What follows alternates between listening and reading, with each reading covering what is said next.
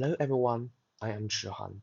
In this video, I'm going to present our recent paper titled Chimera, Learning Shared Semantic Space for Speech-to-Text Translation. It has been accepted by ACL Findings 2021 and is already on arXiv and GitHub. I'm very honored to co-author this paper with Mingxuan, Heng, and Lei. I will also go to UIUC to study for a doctorate supervised by Professor Heng Ji starting in 2021. Just in case you only bumped into this video and don't know what speech translation is, first, ST, short for speech translation or speech-to-text translation, or SLT, short for spoken language translation, are all the same. They're the same thing with multiple names. And what is it? It is actually a technique you are very familiar with when watching foreign videos. Suppose you are an English speaker and you open a cartoon with Japanese audio on YouTube. You must feel lucky because YouTube could auto-translate audio into English captions, and this task, translating from source audio in language A into text in language B, is named speech translation. Traditionally, this is achieved by cascading two sub-techniques. One is ASR to recognize the audio as text, and another is machine translation to further translate to English captions. However, this indirect method is prone to distribution mismatch between two training phases and is not compatible with direct supervision and some fancy training techniques. So recently, lots of studies are focusing on the more direct end-to-end approach with deep learning methods. Well, my background is not in translation, but actually what motivates me into this project is intuition, and humans should be able to understand both speech and text in a unified way, because they basically represent the same data structure that is human language. But in deep learning, we normally treat audio and text as different data sources. So in domains like speech translation, data involving speech and text are treated separately, failing to utilize the inductive bias of their essential similarity. Actually, there are various types of evidence suggesting that humans understanding speech and text together, that is, they share part of pathways in our brains, which is also my deep belief. For example, I found this paper stating that vocal music could interfere with our text reading performance, but if the music has no lyrics, then there will be no problem. What this means is that although audios and text are fed into human brains differently through eyes and ears, they conflict somewhere in our brain because part of our brain regions is responsible for processing either voice or text, but not both simultaneously. So the take-home message is if you find yourself unproductive while walking, maybe try turning your earphones off. Evidence from neuroimaging also supports the idea of converged pathways between audio and text processing.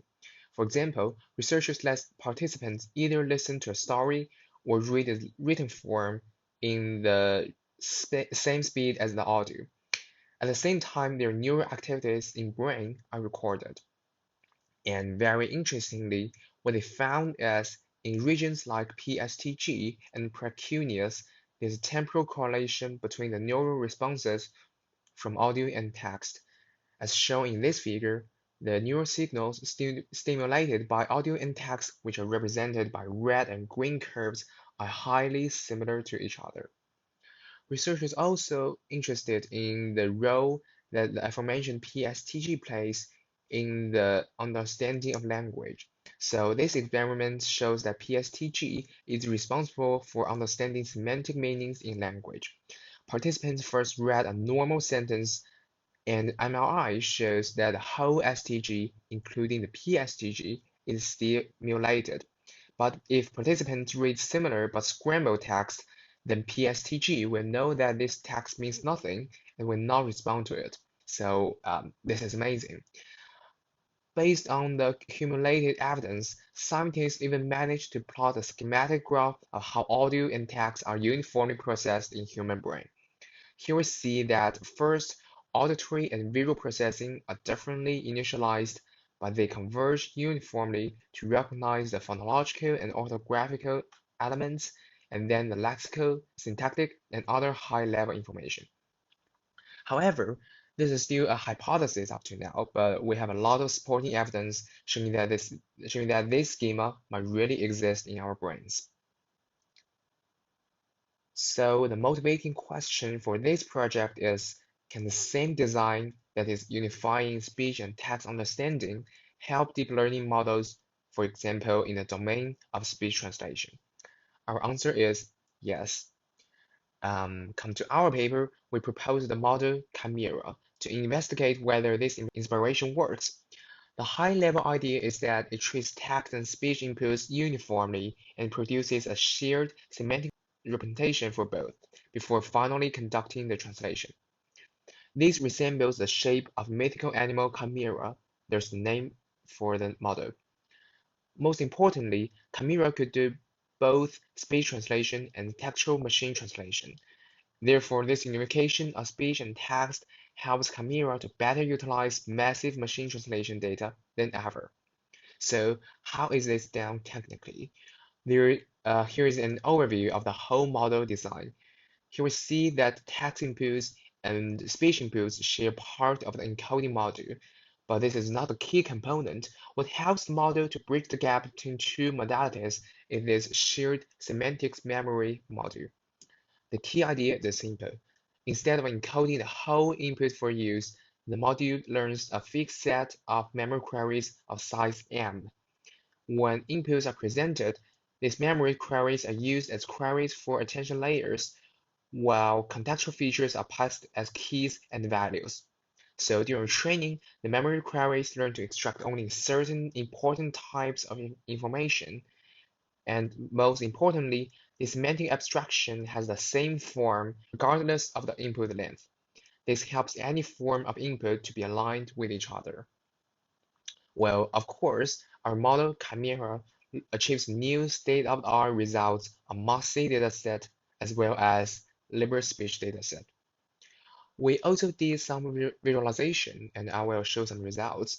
This figure demonstrates that how memory queries can align between two modalities.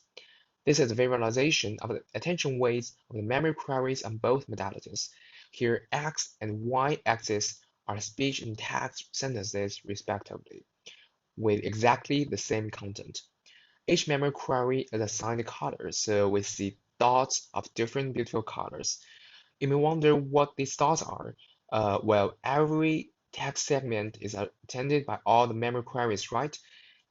Every audio segment is also attended according to these queries.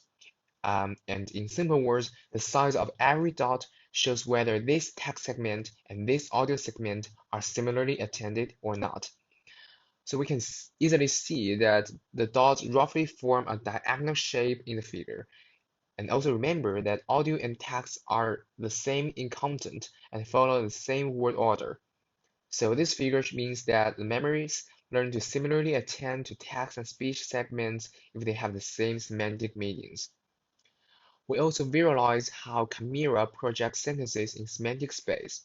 In this figure, every dot is the extracted information from one sentence by one single memory. As before, different colors represent different memory categories. We can easily see that the information extracted by these memories are automatically clustered in space, which is amazing. If we choose one cluster and zoom in, we will be able to see more detailed structures. Here, a line connected process and dots represent speech and text sentences with the same content. You can see that each pair is projected close together. More interestingly, sentences are semantically placed in space, like questions are at the upper right corner. Here, three future tense sentences are at the upper left corner. At the lower left corner, we see sentences with copula verbs. This shows that the space is indeed semantically structured. This paper has the following several highlights. First, we validated the intuition of uniformly representing speech and text inspired by the design of a human brain. Second, we built a model Chimera and achieved new state-of-the-art results on speech translation datasets, MOSI and LibreSpeech.